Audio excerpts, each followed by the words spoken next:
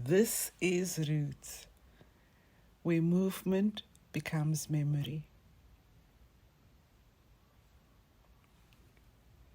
There are journeys we only understand in hindsight, and there are visits we only later recognize as goodbyes.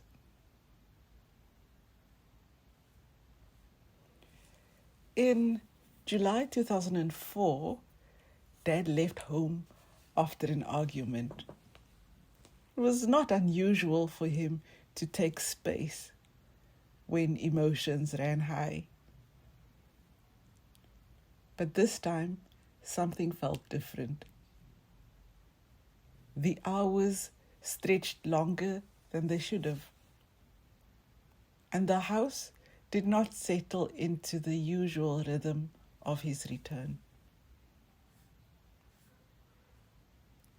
We waited,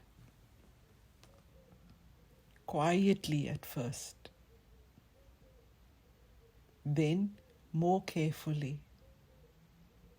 Then, without saying it aloud, we began to listen for anything that might indicate he was on his way back.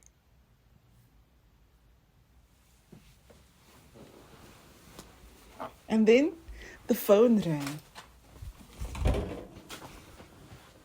A cheerful voice came through. "Hello, Lorraine. I arrived safely in Beaufort." Relief at first, then confusion. Then the slow realization that he had driven all the way to Beaufort West on his own. Back in Beaufort, the visit was received differently.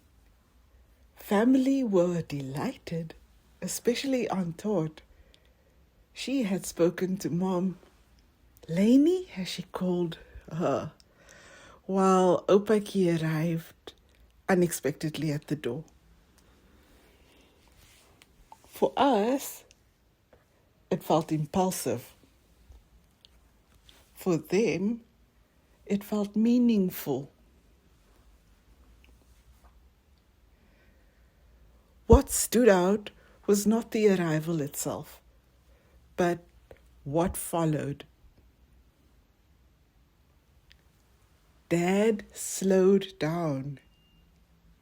He did not rush through the visit as he often did. He went from house to house.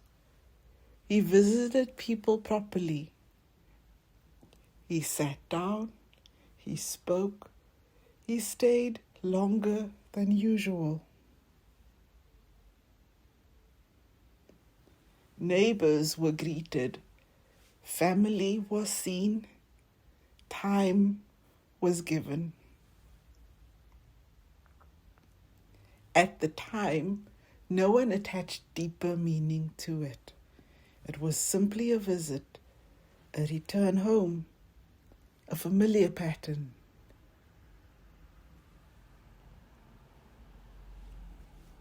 A month later, everything shifted.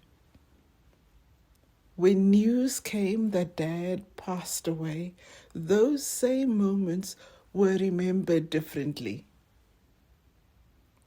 In Beaufort West, people began to say quietly, "Oupatjie came to greet." Not as something mystical, not as something explained, but as something felt afterward. When memory had time to rearrange itself.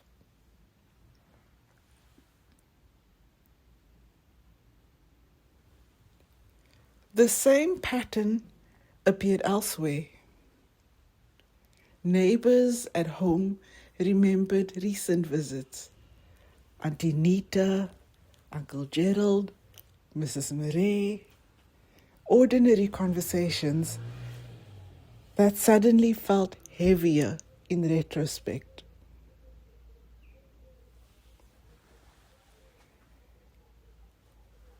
This is the strange nature of hindsight. It does not change what happened, only how it is understood. There was another Beaufort West journey before that one, a lighter one, a almost celebratory one in tone. Mariska had taken Mom and Dad to a funeral connected to Auntie Mary's relatives. What Dad remembered most was not the funeral itself, but Mariska driving them there in her new car. Her first long-distance drive, and the pride he felt watching her take the road with confidence. After the funeral, without telling anyone, Mariska arranged for them to stay in a hotel in town. A small act of care, but one that stayed with him deeply. He spoke about it afterward with quiet pride.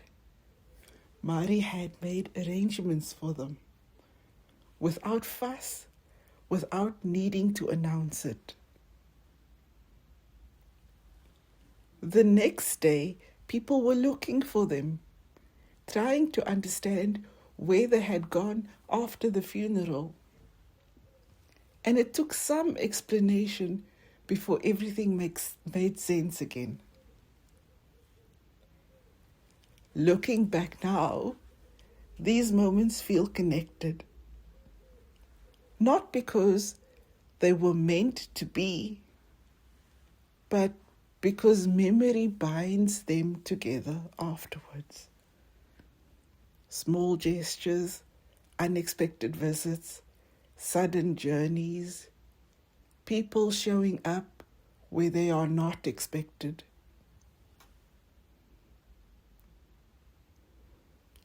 This is how roots begin to reveal itself. Not as distance traveled, but as meaning only discovered after movement has already happened.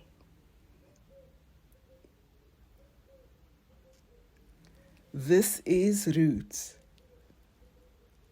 And sometimes people only realize a goodbye after it had already passed.